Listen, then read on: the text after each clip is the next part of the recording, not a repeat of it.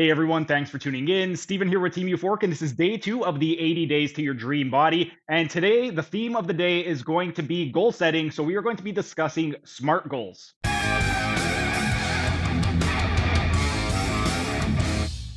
And while we're resting, we are going to be discussing the theme of today's video, which is going to be goal setting. With regard to goal setting, you may have heard of SMART goals, and SMART is an acronym. It stands for specific, measurable, achievable, relevant, and time-oriented. With regard to the S, specific, you want to define exactly what it is that you want to achieve. The M, measurable. You should be able to track your progress with some type of quantifiable metric. The A is going to be achievable. So you want to ensure that the goal is going to be realistic, and also that given your current fitness level and your resources, you are going to be able to achieve it with what exactly you know and what you have available at your disposal. Relevant, you want to make sure that the goal is in alignment with your broader lifestyle or your health objective, fitness objective, whatever it is that you want to accomplish. You don't want to set a goal that you don't really have a purpose tied to it. If you set some type of superficial goal that there's no meaning to it, then you're going to be much more likely to fail. Whereas if you have some deep connection to the goal, you're going to be much more likely to succeed. And then lastly, time oriented. If you have a time or a deadline set to your goal, you're going to be much more likely to achieve it. If you set the goal of, I want to lose fat, but you don't set a timeline to it, it's just going to keep getting pushed off. So you want to make sure that you have a deadline attached to it. Now, with regard to goal setting, there are millions of goals you may have, but at the end of the day, it's going to fall into one of three categories. People either want to look better, feel better, or perform better. And throughout the course of today's video, while we're resting, I'm going to be covering how to do SMART goals for 16 different types of goals, but that is pretty much it for the rest period. On to set number 3. And while we're resting, we are going to be setting up some SMART goals for people whose goal it is to look better. When it comes to look better, there's really two things that you want to do. You either want to lose fat or you want to build muscle. So with regard to setting SMART goals, the S is going to be specific. If you want to lose fat, how much fat do you want to lose? If you want to build muscle, how much muscle do you want to build? Are there certain areas where you want to lose fat, certain areas where you want to build muscle? Maybe you want to lose 10 pounds of fat. Maybe you want to put on a couple pounds of muscle. Maybe you want bigger arms, a bigger butt, a smaller waist. Get very, very specific with how much fat and where you want to lose it, and how much muscle you want to build and where you want to build it. Then the M, measurable. If you want to lose 10 pounds of fat, that is a quantifiable number that we could actually measure. We could use skin fold calipers and see what exactly your body fat percentage is to see how much muscle you put on and how much fat you've lost. Next, it should also be achievable. With regard to fat loss, anywhere from 0.5% to 1% of your total body weight loss every single week is going to be realistic. So if you weigh 200 pounds, between 1 to 2 pounds of fat loss every single week is going to be realistic. And muscle, it is a lot slower to build than it is to burn fat. So with regard to fat loss, if it is your goal to lose 100 pounds in 1 month, get that out of your mind. It's not going to happen. You're not on The Biggest Loser. You're out in the real world. You're not going to be eating 800 calories a day and training for 5 hours a day. So you want to make sure that it's very, very realistic. Then you want to make sure that it is relevant. Losing 10 pounds of fat is great. However, you want to tie it to something deeper because that's a pretty superficial goal. If your goal is, I want to lose 10 pounds of fat so I can run around with my kids and play with them a lot easier, that's going to be a lot better. Or if your goal is, I want to build muscle so I can pick my kids up, that's going to be a lot better of a goal than just, I want bigger arms. So go ahead and also make sure that you have a time frame attached to it. But that's it. Time for set number 4. And while we're resting, we are going to set up some goals for people who specifically have the goal of wanting to feel better, and more specifically, people who want to increase their energy levels and their mental clarity. With regard to S, specificity. So with regard to energy and mental clarity, what exactly is it that you want to achieve? Maybe you need a coffee first thing in the morning and you would like to be able to get up and have full energy without needing that coffee first thing in the morning. Or with mental clarity, maybe you find that you are a little bit confused and you kind of tend to zone off and you want to be able to have a nice conversation with somebody without dozing off. Those would be a couple of specific goals. Next, we want it to be measurable. With regard to measurability for these goals, when it comes to wanting to feel better, a lot of this is going to be subjective because we don't really have a lot of objective metrics for a lot of these different goals. So maybe for this one, you could use a scale of 1 to 10. If your energy level is a 4, maybe you want to bump it up to a 7 or an 8. Same thing with your mental clarity. So you could track it every single day and just make conscious notes throughout the day, periodically, maybe every 4 hours. Just keep track of how exactly you're feeling and notice if you have any dips in your energy or mental clarity. Then achievability. With regard to achievability, this is also going to come down to action oriented. So maybe your energy levels or your lack of mental clarity is due to you not sleeping enough, you not drinking enough water, maybe your diet's a little bit off. So you want to make sure that all of these things are put in place. And it should also be relevant. Why exactly do you want more energy? Do you want more energy to play with your kids? Do you want more energy because you like to go out, but you don't have the energy to go out? What exactly do you want to accomplish, and how is it going to be relevant to your overarching legacy? But those are pretty much a few ways in which you can set some SMART goals for mental clarity and energy. And now, time for the fifth and final set. And while we're resting, we are going to set some more SMART goals for people who want to feel better, specifically people who have the goal of wanting to eliminate joint pain, and muscle spasms. With regard to these right over here, you want to get really specific. So once again, let's say you have joint pain. Maybe your goal is my joints hurt going up and down the stairs, and I would like to have no joint pain going up and down the stairs. Or if you have muscle cramps or spasms, I would like to have no more muscle cramps or spasms within the next 4 weeks. Are these measurable? Well, with regard to the measurability, again, we could use a pain scale of 1 to 10. So if your joint pain is really, really excruciating, that would be a 10. You could just see, I want it to be manageable. So just keep track, and it could be maybe a 7, a 6, a 5, and see that it's trending downward with regard to your level of pain. Same thing with the muscle spasms. We could keep track of how many muscle spasms and cramps you're getting per day. So if you're getting 10 a day, if you're getting 9 after that, that's an improvement. If you start getting 7, 6, that's an improvement as well. So you want to be able to have some type of measurability to it. Then with regard to achievability, some things that you can do to avoid joint pain, muscle cramp, spasms. You want to make sure that you are properly hydrated. You want to make sure that you are consuming enough electrolytes. You also want to make sure that you are consuming an anti-inflammatory diet. All of those things are action-oriented ideas that you can do to help you achieve your goal of eliminating your joint pain, muscle pain, and spasms. And then you also want to make sure it's relevant. So why exactly do you want to eliminate joint pain? Well, if you have less joint pain and less muscle pain and spasms, it's going to make your day a lot more enjoyable. You're going to be able to actually go out. You're not going to want to just sit down all day. If you do have pain, a lot of times you don't want to go out because everything that you do hurts. So make sure that it is relevant to your goal and that you have a very clear idea of why exactly you want to eliminate your pain. But that's it for the rest. On to set number 2. And while we're resting, we are going to set some SMART goals for people whose goal it is to optimize their sleep. Now, I want to improve my sleep is not a very specific goal. So what would be more specific would be I would like to be in bed by 10 p.m. and get 8 solid hours of sleep every single night. That's very specific. Is it measurable? Yes, it is. 10 is a number, and numbers can be measured. If you go to bed at 11 p.m., you know that you did not achieve your goal of being in bed by 10 o'clock. So setting a specific time is going to be a good measurable thing that you could do when it comes to optimizing your sleep. Next, is it going to be achievable? Yes. If you implement the proper actions, you can absolutely achieve optimal sleep. Couple things. Number one, you want to make sure that you are incorporating some stuff to help calm your mind, especially if you're very anxious or if you have a very rapid mind at night. Some things that you could do, write in a grateful log before bed. That'll help ease you down. If you are very task-oriented first thing in the morning and you've got a million things that you need to get done, write down everything that you need to get done the night before. That way you're not thinking about it before you go to bed. A few other things you could try, use some nice, calming, soothing essential oils before bed. The aroma will help to calm you down and make sure that you get a good night's sleep. If you have electronics in the bedroom, eliminate all electronics from the bedroom. If you have windows, put up blackout curtains. That way it's pitch black. Those are a few things that you could do to help optimize your sleep. And then you want to make it relevant to your overarching legacy. So why exactly do you want to improve your sleep? Are you the type of person where you wake up and then you're exhausted and you don't really want to do anything in the morning? Well, a good thing that you could do that would make it relevant to your goal is I would like to be able to get a great night's sleep. That way, first thing in the morning, I'm refreshed. I can do everything that I want. And when I get home from work, I'm not going to be exhausted and I'm not going to want to sit down on the couch. I'm going to be able to go out and do things that I enjoy. But those are a few SMART goals when it comes to sleep optimization. Rest is up. Time for set number 4. And while we're resting, we are going to come up with some SMART goals for people whose goal it is to optimize their digestion. Now, I want to improve my digestion. It's not very specific. What is specific is every single morning I wake up and I have really bad diarrhea, and I would like to have a nice solid stool that is easy to pass. That's very specific.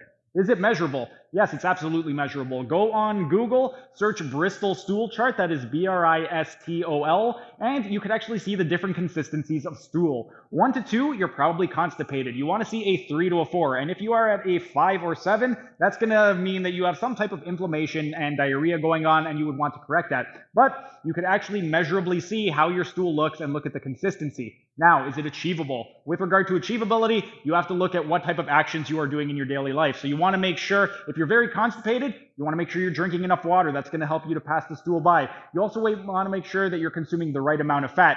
Too much fat, you can get diarrhea.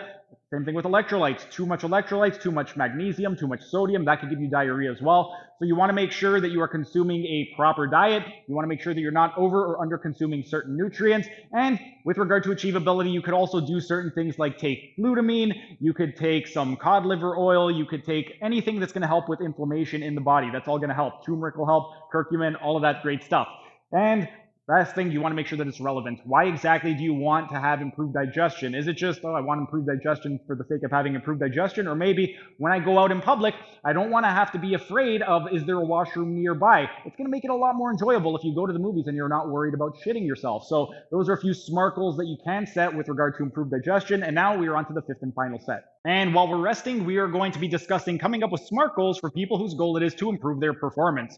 When it comes to performance, there are 8 biomotor abilities that are required for all athletic events, and those are going to be speed, strength, power, endurance, flexibility, agility, coordination, and balance. And for right now, we're going to focus on speed, strength, and power.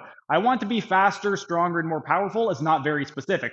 What is more specific is I would like to run 100 meters from 14 seconds down to 12 seconds, or I would like to bench press from 135 pounds to 155 pounds, or I would like to throw a baseball from 80 miles per hour to 90 miles. Those are all very, very specific. Are they measurable? Yes. You can measure the weight you put on the bar, you can measure the speed at which you are running, and you can measure how fast you are throwing a ball. Are they achievable? Yes. If you implement proper program design strategies, you could absolutely achieve it. And hopefully by the end of this course, you will know exactly what you need to do moving forward so that you can continue to progress throughout your workouts.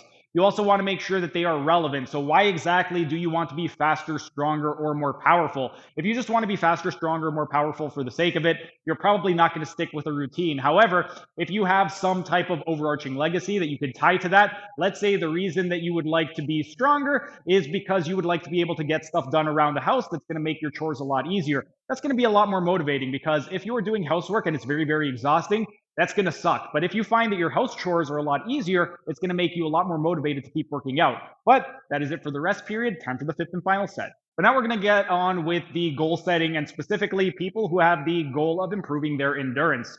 I want to improve my endurance is not very specific. However, I was able to run for 20 minutes and then I was completely gassed. I would love to be able to run for 30 minutes without getting tired. That is more specific because you set a time frame on it.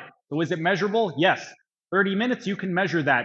If you are able to run 20 minutes and then you have to stop because you're tired, and then you are able to run the same speed for 30 minutes, then you know that you actually made an improvement. Is it achievable? Yes, if you are willing to put in the time and progressively overload your workouts and gradually get better and better at improving your endurance, you could absolutely achieve it. You just need to make sure that you have the proper protocols in place. And with regard to yourself, how exactly is this going to relate to your actual life? Why exactly do you want to improve your endurance? If you just want to improve it for the sake of it, that's probably not going to stick. However, if you want to improve your endurance, that way you'll be able to run around with your kids and you'll be able to play with them for a lot longer. Or maybe you're part of a soccer team and you want to be able to play on the field and not get exhausted. It's going to make it more enjoyable when you play. That's going to make it a lot easier for you to stick to the goal because you could tie it to something in your real life. So when you are coming up with any type of goal, remember, always bring it back to your why. Why exactly do you want to improve? But that's it. Time for set number 2. And while we're resting, let's talk about setting SMART goals for people who have the goal of improving their flexibility.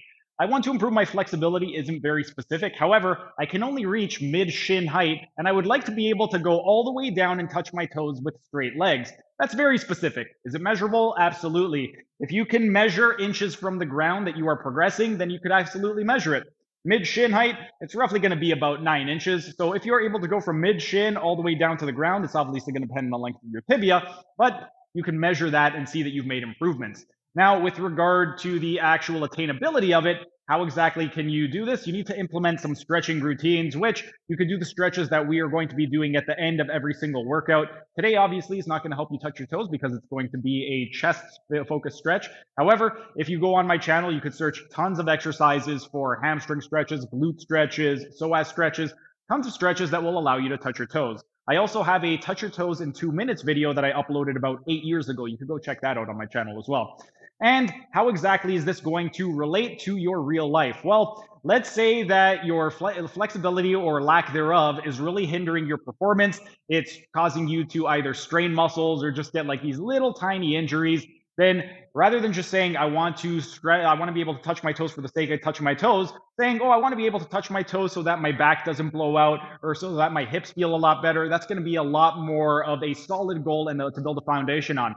So that is the goal setting, and we are on to step number 3. And while we're resting, we are going to set some SMART goals for people who have the goal of improving their coordination and agility. I want to be better coordinated and more agile is not very specific. However, I would like to be able to change direction really quickly. That way, when I'm moving on the field, I won't get tackled. That's pretty specific. Is it measurable? Yes. You can actually do different types of drills and actually measure the rate at which you are progressing. Same thing with coordination. There are a lot of different hand-eye coordination drills that you could do that will measure how much exactly you are improving. Is it attainable? Yes. With regard to coordination, you can perform plenty of different exercises. Same thing with agility drills. You can use an agility ladder. You can use different cone drills. There's the 3-cone drill. There's the 5-cone drill. If you pick up any type of book on agility training or even check out my program, I have a bunch of different agility drills on there. You could even join my Carnivore Coaching Community Facebook group, and I have a sample of what you could do to improve your agility and coordination. And how exactly is this going to transfer into your daily life? So what exactly is going to be your motivating factor? Well, let's say you're a football player. I want to improve my agility. That way I'm able to move out of the way. That way I don't get tackled and get my body completely smashed. That's going to be very, very motivating for you to want to stick with it. Likewise, let's say your hand-eye coordination. I work with a lot of professional fighters, so I want to be able to hit them before they hit me. That way I can knock them out before they knock me out and embarrass me in front of a huge crowd. That's going to be a tremendous motivator. So those are a few SMART goals that you could set for agility and coordination, but that is it. On to step number 4. And while we're resting, it is time to come to the 16th and final goal. We are going to set some SMART goals. If your goal is to improve your balance, I want to improve my balance is not very specific. However, I'm only able to balance on one leg for 15 seconds. I would like to be able to balance on one leg for 30 seconds is very specific. Is it measurable? Yes. 15 seconds is a number, 30 seconds is a number. So if you go from 15 seconds to 30 seconds, we can measure that and say you were able to improve by 15 seconds or 100%. Is it attainable? Yes. If you work on your balance and coordination and all those great things, you absolutely can improve your balance. I have a ton of proprioception exercises on my channel that you can search for that will help to improve your balance, as well as an entire playlist dedicated to doing a pistol squat, one-arm pull-up. All of those will greatly help to improve shoulder, hip, knee, and ankle stability, which will help to improve your balance. Now, how exactly is this going to translate into your real life? Well, if you have some really, really poor balance, that could have a lot of effects later on in life, particularly for elderly individuals. If you have very poor hip stability, that's going to increase the likelihood of a fracture. So if you could improve your hip strength and stability as you get older, that's going to greatly diminish the chance that you end up developing something like a hip fracture, which for a senior citizen is basically a death sentence. So those are some great motivators if you would like to help improve your balance. And that is pretty much it for the 16th goal. Next, we have the 5th and final set of the main portion of the chest workout. Thanks for sticking around until the end of the video. Be sure to like, share, and leave a comment as it'll help the algorithm. And if you enjoyed the content, show your support by subscribing to the channel by clicking on the icon in the bottom right corner. And if you really want to show your support, then consider becoming a member by clicking on the icon in the bottom left corner. These new high-quality videos aren't cheap to edit, and the $5 membership will really help with the video editing budget. You'll also get access to a ton of exclusive perks like early access to videos and this program design lecture playlist in the top right-hand corner. And if you want to learn how to do a one-arm pull-up, then check out the playlist on the top left corner.